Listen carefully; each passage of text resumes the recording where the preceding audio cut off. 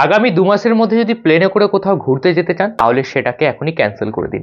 কেন এই কথা বলছি? কারণ গোটা ভারত জুড়ে প্লেনের এখন খুব খারাপ অবস্থা। যে কোনো সময় আপনার ফ্লাইট ক্যান্সেল হয়ে যেতে পারে। বর্তমানে ইন্ডিগো, এয়ার ইন্ডিয়ার মতো একের পর এক বিমান ক্যান্সেল হয়ে যাওয়ার কারণে যাত্রীদের বিক্ষোভ আমাদের চোখে আসছে। কিন্তু বিক্ষোভ জানানোর আগে এর পিছনের কারণটাকে জেনে নিন। ঘটনাটা 30 অক্টোবর 2025 সালের। জেড ব্লু এয়ারলাইন্সের একটি এয়ারক্রাফট, এটাকে ম্যানুফ্যাকচার করেছিল Airbus company. Model number A320।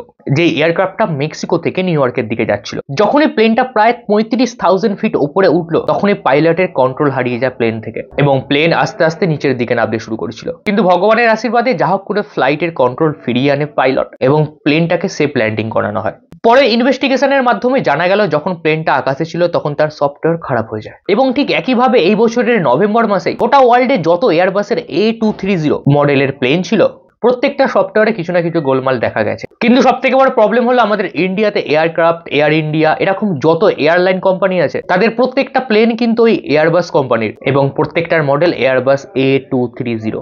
অর্থাৎ এই প্রত্যেকটা প্লেনের মধ্যে যে কোনো সময় যান্ত্রিক ত্রুটি দেখা দিতে পারে এবং সফটওয়্যারের এই গোলযোগ দেখা দেওয়ার কারণে এয়ারবাস একটি নোটিফিকেশন দিয়েছে যে গোটা পৃথিবীতে এই মডেলের যে সকল প্লেন আছে তারা যেন ফ্লাই না করে, তা না হলে যে কোনো সময় যে কোনো রকম এমার্জেন্সি সিচুয়েশন তৈরি হয়ে যেতে পারে। আর ঠিক এই কারণেই গত 4 থেকে 5 দিনের মধ্যে প্রায় 500 খানা ফ্লাইট গ্রাউন্ডেড অর্থাৎ ওড়ানোই হয়নি। কিন্তু বর্তমানে এয়ারবাস প্রত্যেকটা এয়ারলাইন্সের কাছ থেকে সেই সকল প্লেনের সফটওয়্যারকে নিয়ে নিয়েছে এবং সেগুলিকে আপডেট করে নতুন ভাবে তৈরি করে আবার দেওয়া হবে।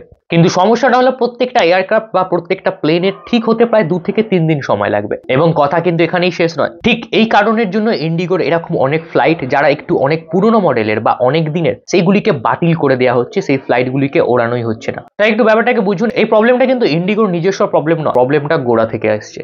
তাই আগামী 2 মাস যদি কোথাও প্লেনে করে ঘুরতে যেতে চান একটু বিরত থাকুন, তার জায়গায় ট্রেনে করে যান যদি সম্ভব হয় তবে।